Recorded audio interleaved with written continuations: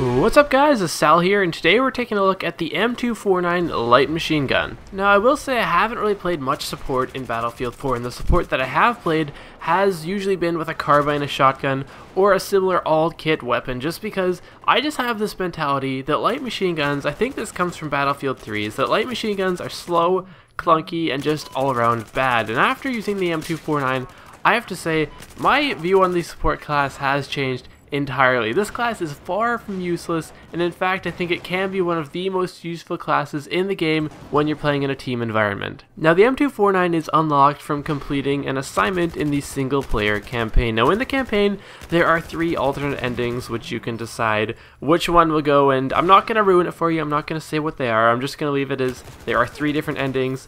Each one gets you a weapon, and one of them will get you the M249. Now the thing that really sets the M249 apart from a lot of the other light machine guns is its rate of fire. Now 800 rounds per minute is quite a lot for a light machine gun. It is in fact the highest rate of fire that you will find on a light machine gun, and that is matched only by the MG4. So 800 rounds per minute, and you have 200 bullets in your clip at a time. So this is a pretty deadly combination. You can rain death on a huge group of enemies, and you literally just never run out of ammo. So running out of ammo is never really a problem that you often run into with assault rifles. When you see a large group of enemies, you take down 1 or 2 and then you have to reload. That is not the case with the M249, and it makes it extremely nice for locking down an objective or just laying down huge amounts of suppressing fire. Now the M249, like any light machine gun, does take some adjusting to your playstyle. The light machine guns play quite differently than a lot of other guns in the game, and this is just because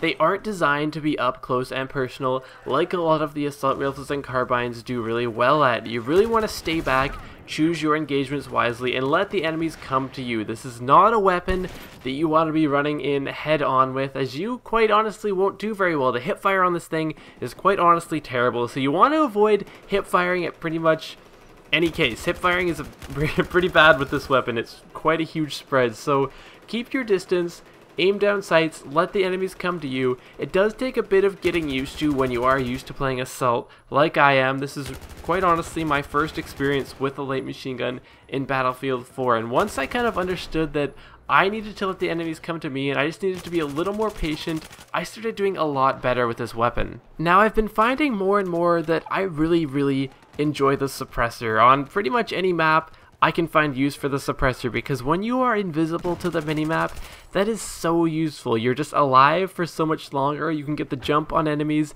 and you don't have to worry about giving away your position just by firing rounds. And with a light machine gun, you're going to be firing a lot of rounds because you have a lot of rounds to fire. So staying off the minimap makes it that much more useful, because say you have a bipod and you're just in one spot. If you're just all over the minimap because you're firing so many rounds, you're going to get taken out pretty quickly. But when you can do that stealthily and stay off the enemy's radar, that is so useful, because you will stay alive for much longer and you will be a much more effective player, because a dead player isn't that great of a player. And as far as adding a suppressor goes to the M249, it works out quite well because most of the light machine guns have a very high bullet velocity, so that suppressor doesn't really affect your bullets too much. Now as far as the rest of my setup goes, I found that the hollow sight worked just about perfect for this weapon. It gives a little more magnification than the standard red dot sight, and I found that worked out quite nicely for me, as I found 1x to be not quite enough and 3.4 was way too much, though I did use the magnifier sometimes. But